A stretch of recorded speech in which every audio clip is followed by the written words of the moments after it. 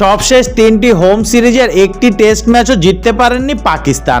ঘরের মাঠে খেলার কৌশল এখনও খুঁজে পায়নি তার দল, এমনটাই বলছে পাকিস্তানের সাদা পোশাকের অধিনায়ক শান মাসুদ। তবে এবার বাংলাদেশের বিপক্ষে ঘুরে দাঁড়াতে চায় তারা। তিনি বলেন, আমরা 2019 সাল থেকে ঘরের মাঠে খেলছি, অন্য দলগুলো তো আরও বেশি সময় ধরে ঘরের মাঠে খেলছে। নিজেদের মাঠে আমাদের কৌশল কি হবে সেটা এখনও আমরা ঠিক করতে পারিনি।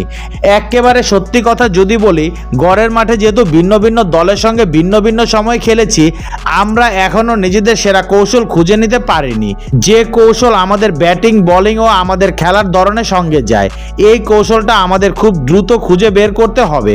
দল হিসেবে জিতবো কিভাবে সেটা জানতে হবে, কোন কন্ডিশন আমাদের সঙ্গে বেশি মানানসই, কিভাবে শুধু লড়াই করার চিন্তা নয়, প্রতিপক্ষের বিপক্ষে আমরা চালকের আসনে বসতে পারবো সেটাও ভাবতে হবে।